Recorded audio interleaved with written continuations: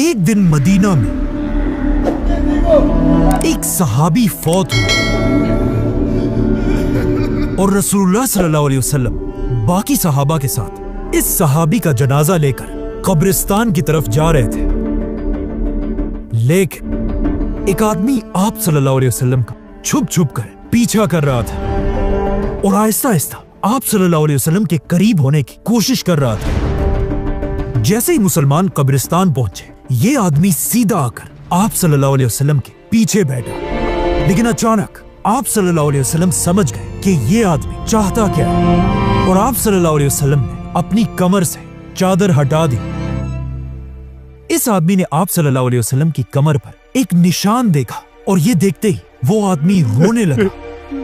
ये देखकर सब मुसलमान हैरान थे कि ये हो क्या रहा है। इसीलिए आप सल्लल्लाहु अलैहि वसल्लम ने इस आदमी से पूछा कि बताओ तुम कौन हो और तुम्हारी कहानी क्या है।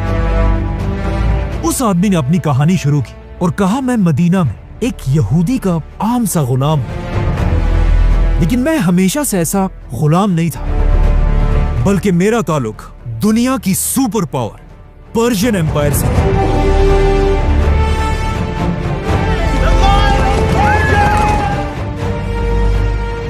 जहां मेरा बाप एक बहुत बड़ा सरदार था। ये आदमी आगे जाकर एक बहुत बड़ा सहाबी बना और इनका नाम था सलमान फारसी।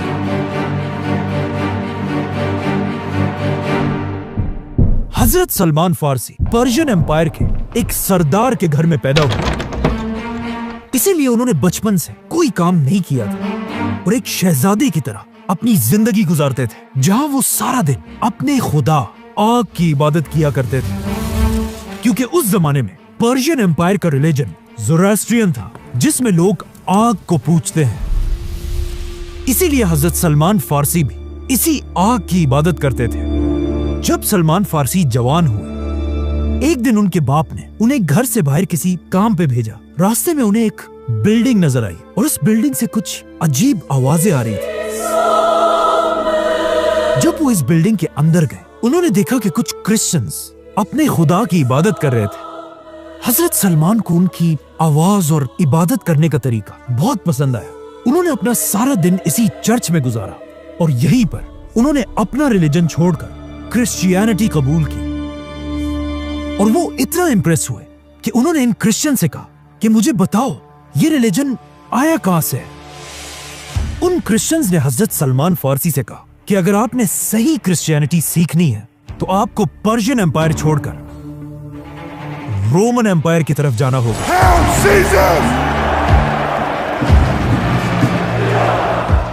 जैसे ही सलमान फारसी वापस अपने घर गए और ये सब उन्होंने अपने बाप को बताया, हजरत सलमान फारसी के बाप को इतना गुस्सा आया कि उसने इन्हें अपने ही घर में जंजीरों से बांध दिया। लेकिन सलमान फारसी अपना माइंड बना चुके थे। उन्होंने किसी तरह इन जंजीरों से अपने आप को छुड़ाया और अपने घर से भागकर पर्शियन एम्पायर को छोड़कर रोमन एम्पायर की तरफ चले गए। और वहां पहुंचते ही सबसे बड़े क्रिश्चियन आलिम के स्टूडेंट बने। लेकिन कुछ ही अरसे बाद उन्हें समझ आ गई कि ये आलिम एक करप्ट आलिम है, जो दीन के नाम पर लोगों से चंदे जमा करता है और इन चंदों से अपने खजाने भरता है। कुछ ही अरसे बाद जब ये आलिम मर गया और लोग जमा होकर उन्हें बहुत इज्जत से दफना रहे थे, हजरत सलमान ने उस आलिम के सारे खजाने लोगों के सामने खोल दिए और इस आलिम को सबके सामने एक्सपोज कर दिया। ये देखकर लोगों ने उस आलिम को दफनाने के बजाय एक खंबे पर लटका दिया और उसे पत्थरों से मारने लगे। इस करप्ट आलिम की जगह अब एक नया स्कॉलर आया, जिसके बारे में हजरत सलमान फारसी कहते हैं कि वो वाकई में एक बहुत ही नेक स्कॉलर था। लेकिन जब बहुत अरसे बाद ये आलिम भी अपने डेथ बेड पर था, हजरत सलमान फारसी उनके पास गए और उनसे कहा, मुझे एक ऐसे आलिम के बारे में बताएं जो आपकी तरह एक नेक आदमी है।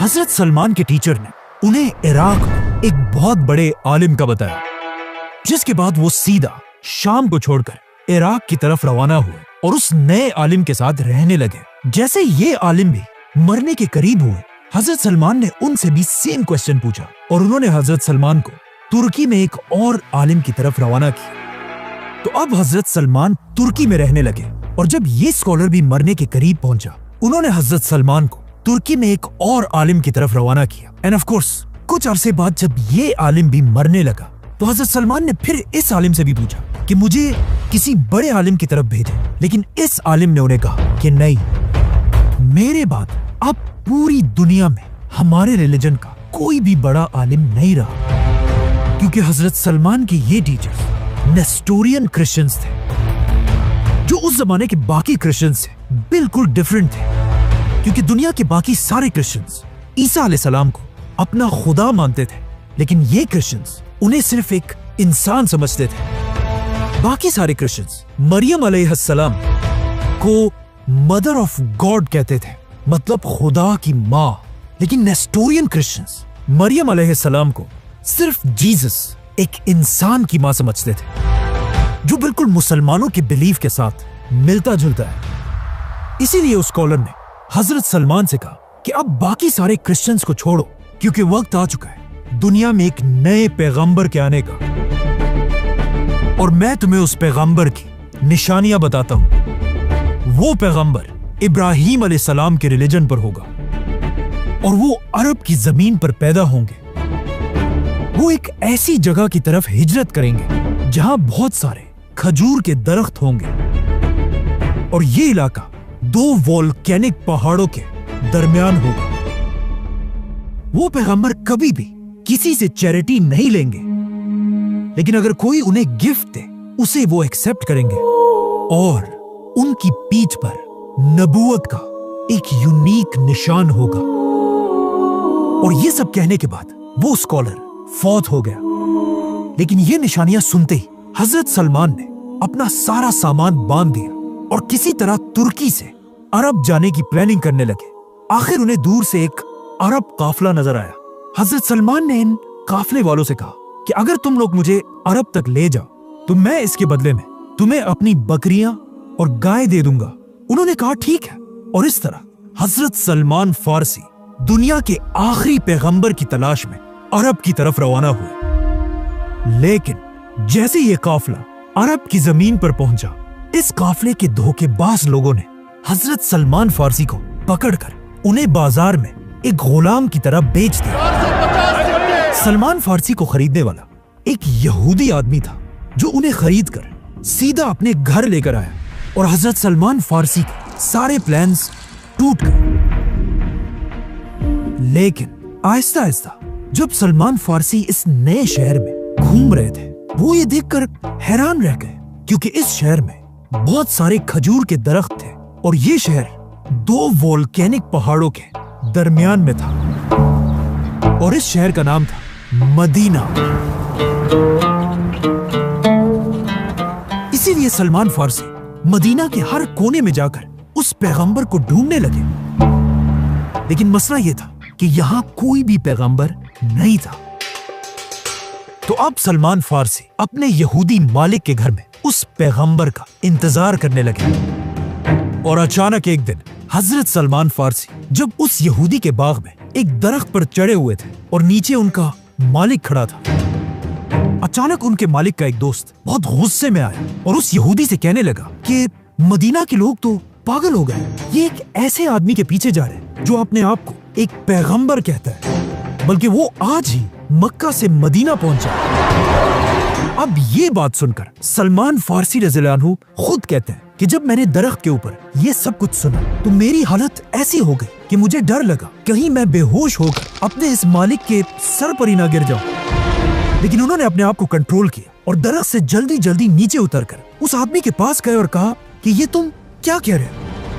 हजरत सलमान की ये एक्साइटमेंट देखकर उनके यहूदी मालिक को गुस्सा आया। उन्होंने हजरत सलमान को जोर से मुक्का मारा और कहा, ऐ गुलाम, तुम्हारा इससे क्या लेना देना, जाओ अपना काम करो। लेकिन सलमान फारसी रज़ियल्लाहु अन्हु को समझ आ गई थी कि यही वो पैगंबर है जिसका मुझे मेरे टीचर ने बताया था। लेकिन अब भी कुछ निशानियां बाकी थी। इसीलिए इसके कुछ ही दिनों बाद हजरत सलमान छुट्टी लेकर आप सल्लल्लाहु अलैहि वसल्लम के पास गए और आप सल्लल्लाहु अलैहि वसल्लम को देखकर कहा कि मैंने सुना है आप बहुत ही एक नेक आदमी है और आपके साथ बहुत सारे गरीब लोग भी हैं, तो मैं आप सबके लिए ये चैरिटी सदका लेकर आया हूं। ये देखकर आप सल्लल्लाहु अलैहि वसल्लम ने सहाबा से कहा कि तुम ये खा लो, और खुद सलमान फारसी के सदके के खाने से कुछ नहीं खाया। जिस पर सलमान फारसी ने अपने दिल में कहा कि चलो एक निशानी तो पूरी हो गई। अब यहाँ पर एक बहुत ही इंटरेस्टिंग क्वेश्चन है कि आखिर आप सल्लल्लाहु अलैहि वसल्लम सदका क्यों नहीं लेते थे? क्योंकि कुछ स्कॉलर्स समझते हैं अगर आप सल्लल्लाहु अलैहि वसल्लम सदका एक्सेप्ट कर लेते तो फिर ऑफ कोर्स हर आदमी अपना सारा सदका सिर्फ और सिर्फ आप सल्लल्लाहु अलैहि वसल्लम और उनके खानदान को देता और बाकी सहाबा को कोई कुछ ना देता। इसीलिए आप सल्लल्लाहु अलैहि वसल्लम और उनका खानदान कभी भी किसी से चैरिटी नहीं लेता था। तो आप सलमान फारसी वापस अपने घर आए और कुछ दिनों बाद कुछ और चीजें जमा करके दोबारा आप सल्लल्लाहु अलैहि वसल्लम के पास गए और फिर उनके सामने खाने की चीजें रखी, लेकिन इस बार उन्होंने कहा यह सदका नहीं बल्कि गिफ्ट है। तो ये सुनकर आप सल्लल्लाहु अलैहि वसल्लम ने हजरत सलमान के गिफ्ट को बाकियों को भी खिलाया और खुद भी खाया, और सलमान फारसी ने सोचा कि दूसरी निशानी भी पूरी हो गई। अब सिर्फ एक ही निशानी रहती थी, आप सल्लल्लाहु अलैहि वसल्लम की पीठ पर नबूवत का निशान। लेकिन हजरत सलमान हैरान थे कि अब वो आखिर ये निशान देखेंगे कैसे, और ऑफ कोर्स पूछ भी नहीं सकते थे क्योंकि आप सल्लल्लाहु अलैहि वसल्लम के आसपास हजरत उमर और बाकी सहाबा हर टाइम तलवार लेकर खड़े रहते थे। आखिर हिजरत के कुछ ही अरसे बाद मदीना में पहला सहाबी फौत हो गया और इस सहाबी के जनाजे में सहाबा के साथ आप सल्लल्लाहु अलैहि वसल्लम भी शामिल थे। इसीलिए इसी दिन हजरत सलमान फारसी आप सल्लल्लाहु अलैहि वसल्लम का छुप छुप कर पीछा करने लगे। लेकिन जैसे ही वो आप सल्लल्लाहु अलैहि वसल्लम के करीब पहुंचे, आप सल्लल्लाहु अलैहि वसल्लम ने खुद ही अपनी कमर से चादर हटा दी और सलमान फारसी रज़ियल्लाहु अन्हु ने देखा कि आप सल्लल्लाहु अलैहि वसल्लम की पीठ पर वही निशान था जिसका उनके टीचर ने उन्हें बताया था।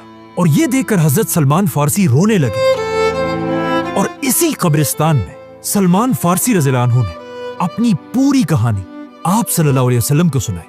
वो सलमान फारसी जो किसी जमाने में आग की इबादत किया करता था, उसके बाद एक बहुत बड़ा क्रिश्चियन स्कॉलर बना और अब उन्होंने फाइनली इस्लाम कबूल कर लिया। लेकिन जैसे ही उन्होंने इस्लाम कबूल की, उसके कुछ ही अरसे बाद इस्लाम की पहली जंग का वक्त आया, जंगे बदर। अब एक तरफ जब मुसलमान बदर में बहादुरी से लड़ रहे थे, हजरत सलमान इस जंग के बजाय मदीना में अपने मालिक के घर में थे और उनका दिल तो बहुत चाह रहा था बदर की जंग में जाने के लिए, लेकिन उनके यहूदी मालिक ने उन्हें इजाजत नहीं दी। बल्कि जंगे बदर के बाद जब जंगे ओहद का वक्त आया, तब भी उनके मालिक ने उन्हें जंग में जाने की इजाजत नहीं दी। लेकिन आखिर बदर और ओहद की जंगों के बाद एक दिन रसूलुल्लाह सल्लल्लाहु अलैहि वसल्लम ने हजरत सलमान को अपने पास बुलाया और उनसे कहा, जाओ और अपने यहूदी मालिक से अपनी आजादी की कीमत पूछो। इस वक्त मदीना के यहूदी मुसलमानों से नफरत करते थे और मुसलमानों की इस मदीना की रियासत को हर तरह कमजोर करने की कोशिश करते रहते थे। और जब मुसलमान इनसे कुछ खरीदते थे, यहूदी उसे डबल और ट्रिपल प्राइस में बेचते थे। जैसे कि हजरत उस्मान ने एक आम सा कुआं एक यहूदी से बहुत ही महंगा खरीदा था। तो अब जब हजरत सलमान अपने यहूदी मालिक के पास आए, तो उन्होंने भी मुसलमानों को कमजोर करने के लिए हजरत सलमान की प्राइस 40 ओकिया सोना बताया, जो आज करोड़ों रुपए बनते हैं। और इसके अलावा 300 खजूर के दरख्त। जब आप सल्लल्लाहु अलैहि वसल्लम को इस कीमत का पता चला, उन्होंने अपने सारे सहाबा से कहा कि अपने भाई सलमान की मदद करो। सारे सहाबा ने मिलकर हजरत सलमान को खजूर के पौधे दिए, यहां तक कि 300 खजूर के पौधे जमा हो गए, जिसमें सबसे ज्यादा पौधे ऑफ कोर्स हजरत उस्मान रज़ियल्लाहु अन्हु ने दिए थे। बल्कि इन 300 दरख्तों के लिए जमीन भी हजरत उस्मान ने अपने पैसों से खरीदी थी। जिसके बाद रसूलुल्लाह सल्लल्लाहु अलैहि वसल्लम ने उस यहूदी को सोना भी दिया।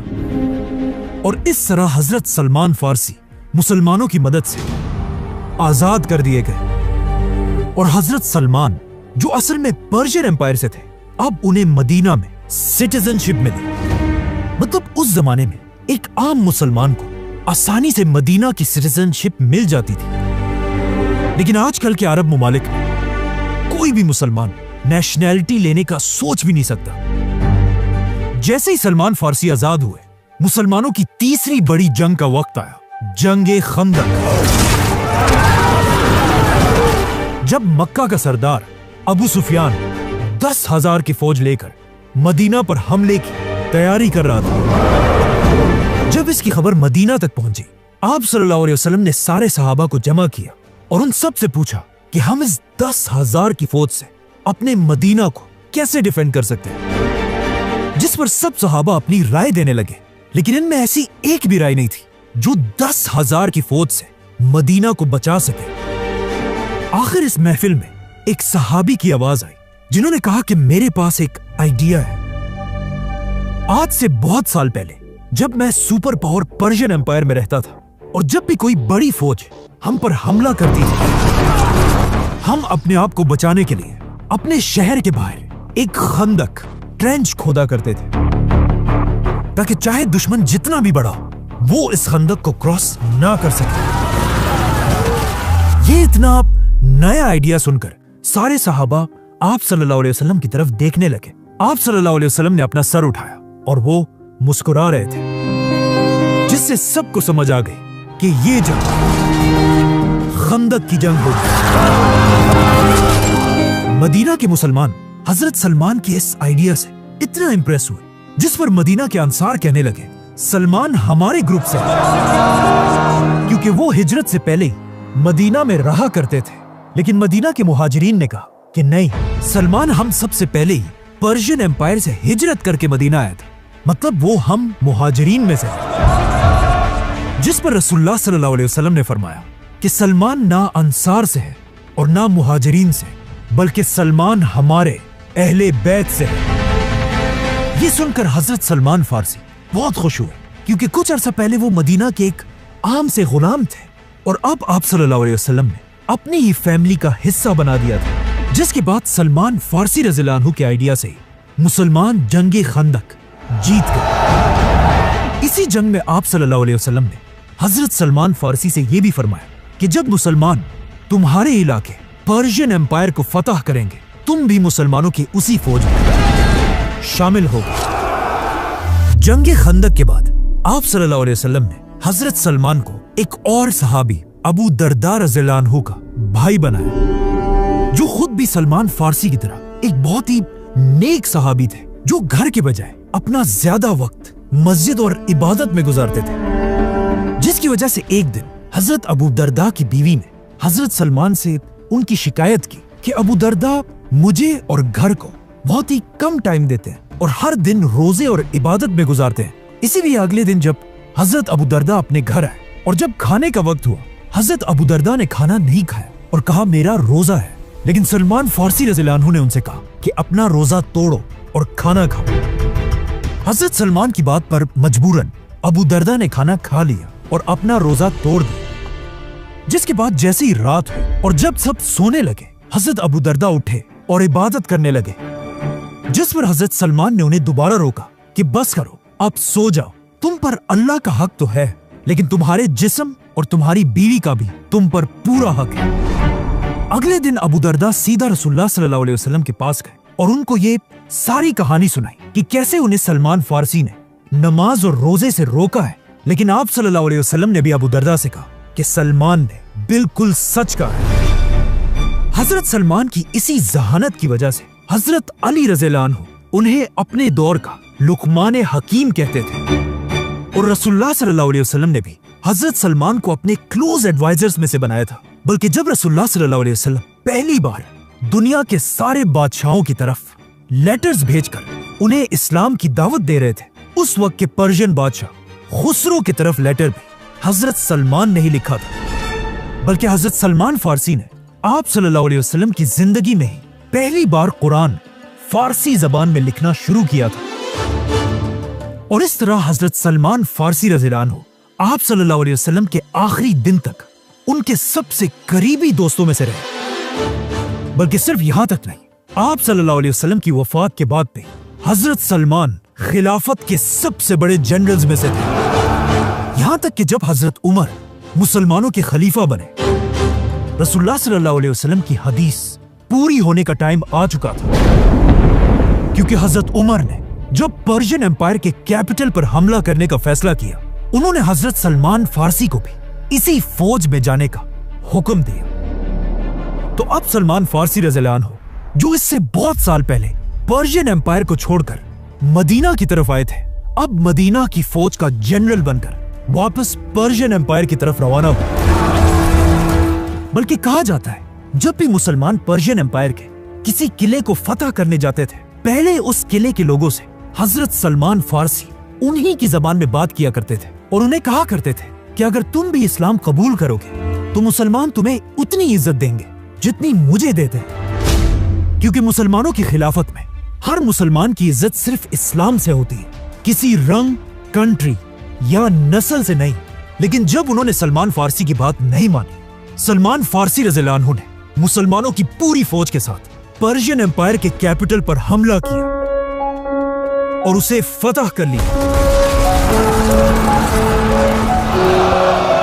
जिसके बाद हजरत उमर ने हजरत सलमान को पूरी पर्शियन एम्पायर के कैपिटल का गवर्नर बना दिया, जहां उनकी तनख्वाह 5000 गोल्ड कॉइन्स थी।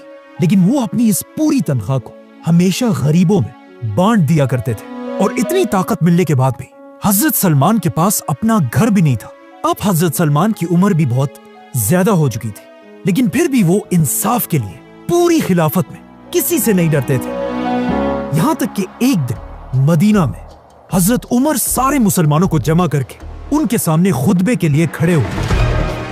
लेकिन जैसे ही उन्होंने अपना खुतबा शुरू किया, हजरत सलमान फारसी ने उन्हें आवाज दी और कहा, ए उमर, हम तब तक तुम्हारी बात नहीं सुनेंगे जब तक आप हमें ये ना बताएं कि आपने जो ये नया कुर्ता पहना है, इसके पैसे आपके पास कहां से आए, क्योंकि माले गनीमत में हम सबको एक एक कपड़ा मिला था, जिससे एक आम आदमी तो अपने लिए कपड़े बना सकता था। लेकिन हजरत उमर की हाइट 6.5 फुट से भी ज्यादा थी। उनके कुर्ते के लिए एक कपड़ा नहीं बल्कि 2 कपड़े लगने थे। हजरत सलमान की ये बात सुनकर खलीफा उमर रज़ियल्लाहु अन्हु को बिल्कुल गुस्सा नहीं आया, बल्कि उन्होंने अपने बेटे की तरफ इशारा किया और उनके बेटे ने वहां सबसे कहा कि मैंने अपने हिस्से का कपड़ा अपने वालिद उमर को गिफ्ट किया था, जिससे उन्होंने अपने लिए कपड़े बनाए। जिस पर हजरत सलमान फारसी ने खलीफा उमर से कहा कि अब आप अपना खुतबा शुरू करें और हम आपकी हर बात सुनेंगे। और आखिर हजरत उस्मान रज़ियल्लाहु अन्हु की खिलाफत में हजरत सलमान फारसी उसी पर्शियन एम्पायर में जहां वो पैदा हुए थे बीमार पड़ गए और अपनी जिंदगी के आखिरी दिन उन्होंने अपनी बीवी को अपने पास बुलाया और कहा, मेरी बेड के चारों तरफ एक अच्छी सी परफ्यूम डाल दो और जाकर घर के सारे दरवाजे खोल दो, क्योंकि मेरे पास कुछ बहुत ही इंपॉर्टेंट मेहमान आने वाले हैं, फरिश्ते। इस तरह सलमान फारसी, जो किसी जमाने में पर्शियन एम्पायर को छोड़कर छुप कर भागे थे, अब उसी पर्शियन एम्पायर के गवर्नर बनकर दुनिया से चले गए। सब्सक्राइब